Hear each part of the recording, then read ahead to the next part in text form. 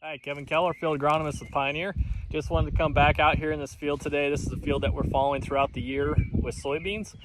And I want to give a couple updates. So it's been about 2 weeks now since this field was post-sprayed. We did an application of Liberty and Enlist 1 with a Group 15. We did a higher rate of Group 15 out here, so that should carry us through canopy. The field's coming along real nice. We had a little bit of growth regulator sensitivity response out here, but not too bad, and we're going to see that canopy is going to fully develop here fairly shortly. So feel really good about that.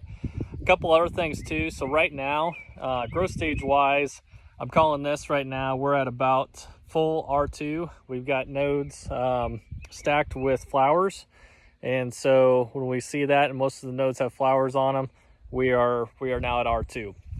And the reason why I bring that up is we're starting to see some of those flowers start to fade. Some of those earlier flowers are starting to turn brown and actually start to drop off the plant. If you can see a few of those, that's where we have an infection entry opportunity for white mold. And so last year we had a fair amount of white mold in an area, and that's something we're gonna have to continue to keep an eye on as we continue not only through this growing season, but in the years in the future. So if we're thinking about doing a fungicide application, right now would be a good timing to make sure that we're protecting those blooms. I wouldn't wait any longer. We're kind of getting towards maybe a little bit of the backside. I would say right now we're probably about ideal, but I wouldn't wait a whole lot longer because it has to be preventative. There's no curative to white mold.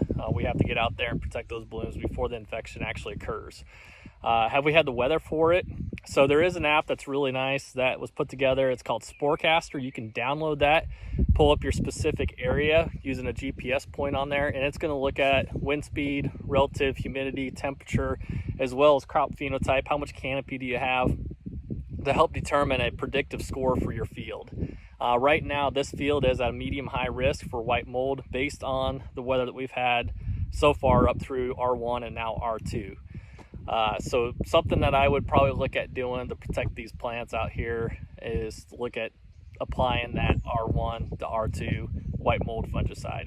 Not all fungicides are equal when it comes to protecting against white mold, and that's something that I would do a little bit of research on before you pull the trigger. Some have a label for white mold, but not all are equal to the efficacy on white mold. Within Corteva, we have two products that work really nicely on white mold. We have a new product called Viatude. It has 2 modes of action that are effective against white mold.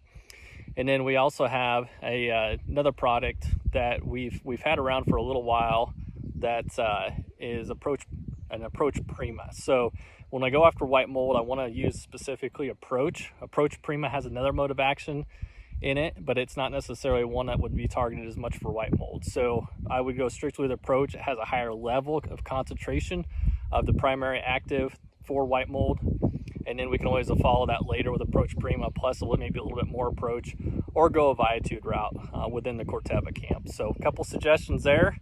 Hope everyone's doing well. I know we had a lot of hail in the area. I'm going to follow up with another video addressing some of the hail damage and what to look at there as well. Thanks. Have a good day.